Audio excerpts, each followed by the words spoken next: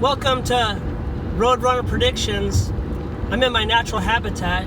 That's kind of the whole point of the name, is because I do a lot of driving, 2 hours and probably 15 minutes a day on average. Well, we're going to the AAC for a Thursday night matchup where number 16 at SMU is headed to number 55 Houston. SMU is 7-0, one of the very few teams left in Division I football that's undefeated. For Houston's 3-4. This matchup was pretty much supposed to be inverted. Houston was supposed to be a pretty good team, but we're going to go into that a little bit afterwards. The spread's at 13.5, and we are going with SMU. We think this game shouldn't be as close as some may think. It's a rivalry game, but I have reasons why I'm not taking the points today on this one. Okay, so the over-under's at 67.5.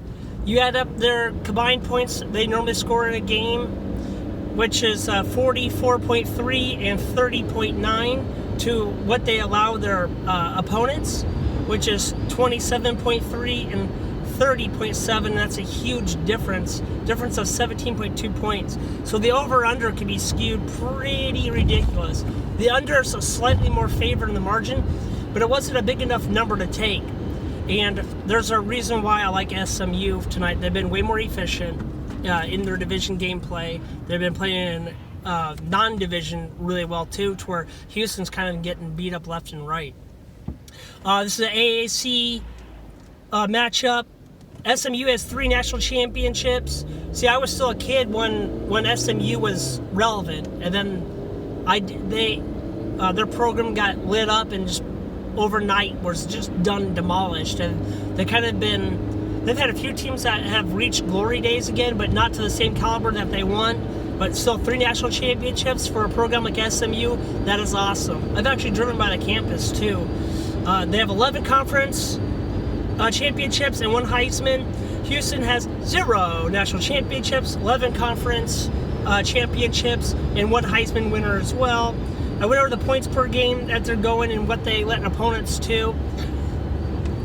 This should be a fun game. They score most of their points in the first half, but they're still stable enough to make something happen in late half. If I had to pick between over and under, which I'm not, I'd like the under more, but that's not our call. Our call is SMU today because it's the better value. Yards of play for SMU is 6 to Houston 6.1. SMU rushes the ball 56% of the time and passes 44%. Houston rushes 58% and passes 42%. That's actually very different than what I thought it was going to be on paper. Because to me, when I think Houston, I think pass heavy. But a lot of teams in this AAC are actually going more for a nice mix between the two. So it allows them to control the clock better, and I think when you're all recruiting from the same pool of talent, when you're getting picked like 3rd or 4th rounds from all the competing against the big schools, I think you get in the same pool to where they want this balance. And of course, there's always the 1 or 2 teams that will reach just for the rush heavy, and the 1 or 2 that will reach for the pass heavy. But very good balance in the AAC right now.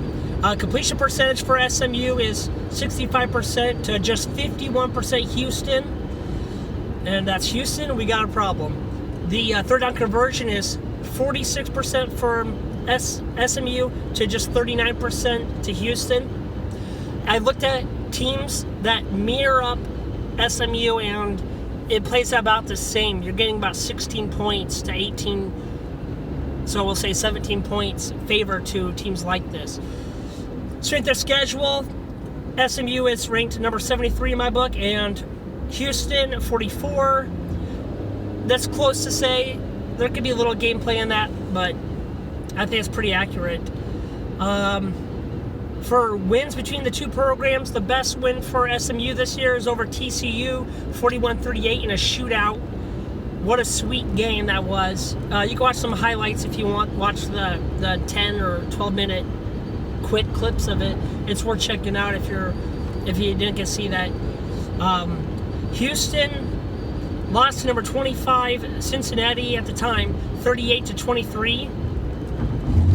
They lost to Tulane, which was not a good loss at all, 38-31, and that's a matchup that Houston normally just wrecks. And also to number 20, Washington State. They haven't been able to hang with teams like SMU by stats. And when I put over the stats, I mean to how their defense lines up, to average yards, and the third down conversion and the completion percentage. So on paper, it looks good for SMU. And then I wanted to go further. I checked the weather. It looks really good. They're talking sweet Texas weather. That's not going to be, shouldn't be any issue. It's supposed to rain the next day on Friday. There's a thing that is very alarming. I went to student bodies websites of the two colleges. I like to pull up newspaper articles and all that. And I found out that Houston is basically abusing the red shirt rule that they have for their college players. They literally asked their senior quarterback and their star receiver to take a red shirt so they can play for next year. So they're trying to, for some reason, they thought like this, we'll use this attack for next year. We're gonna make a good run for next year, and they just pretty much said, forget this season, we don't care anymore. I don't know if it just started out disastrous, but someone that was a senior at the program at Houston, he left. He told reporters that, yeah, seniors, well, the higher end seniors were asked if they would take the red shirt so they could wait for next year to give next year the shot. And NCAA caught on this. It got on a tweet. It was tweeted over like 20,000 times, or shared over 20,000 times. NCAA got a hold of it, and they're like, well, I mean, yeah, you're kind of abusing. That's not what this is meant to be. So maybe that rule will change again. You can't do it unless you are hurt or whatever, but I don't think you can really regulate that.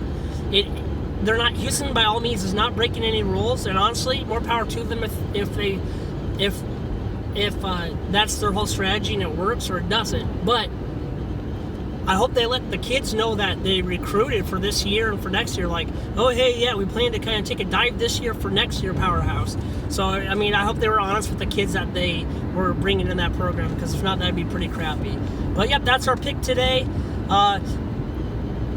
What a fun day in the next few days. We get baseball, World Series, we get hockey, we got NBA now, and, yeah, there's a lot of good stuff going on about it. But, yep, thanks for watching.